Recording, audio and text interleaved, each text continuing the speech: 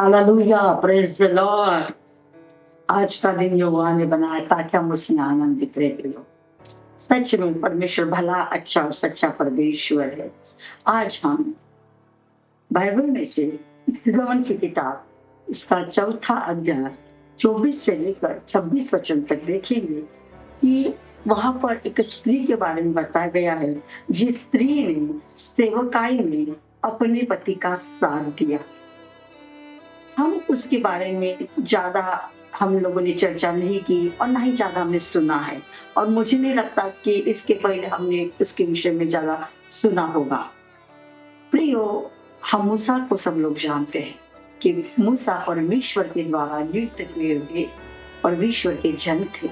उन्होंने इज़राइल लोगों की अगुवाई की।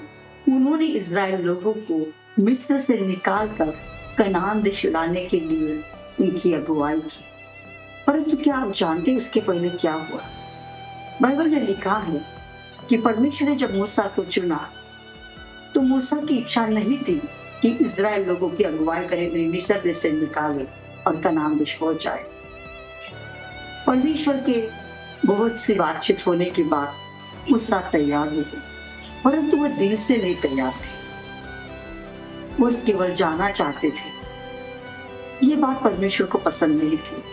प्रभु चाहते थे कि मूसा सच्चाई से और पूरे मन के साथ इज़राइल लोगों को मिस्र देश से कनान देश ले जाए।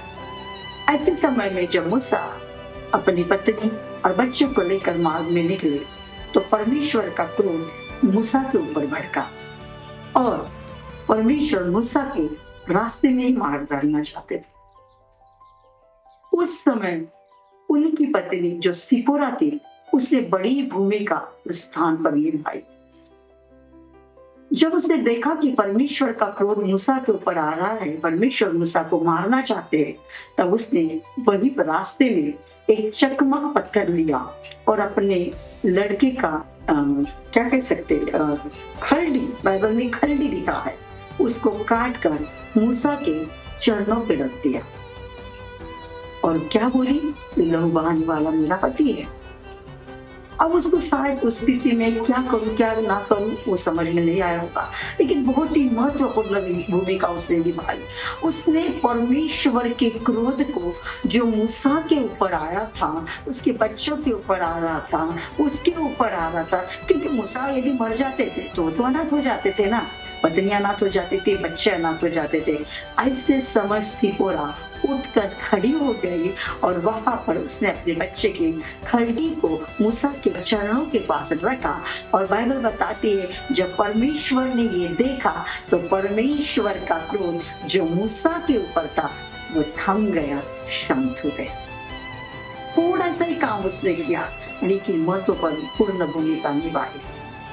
हो सकता है हम भी सेवकाई में हो, हमारे पति सेवकाई में हो या हम अकेले सेवकाई में, हमारी भूमिका थोड़ी सी क्यों ना हो, परंतु प्रियो वो परमेश्वर की क्रोध को शांत करने वाली हो सकती है, परमेश्वर को मन को प्रसन्न करने वाली हो सकती है, जिसका परिणाम बड़ी सेवकाई में देख सकते हैं। और हम आगे देखते हैं कि फिर मूसा ने इज़राइल लोगों की अगुवाई की और फिर मूसा उनकी अगुवाई करते करते उन्हें कनान देश पहुंचाने में परमेश्वर की इच्छा के अनुसार चलते रहे।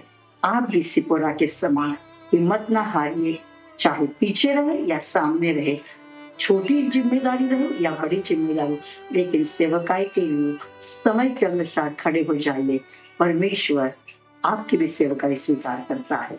इस वचन के जरिए प्रभु आपके साथ बना रहे, आपको आशीर्वाद दे। Thank you so much.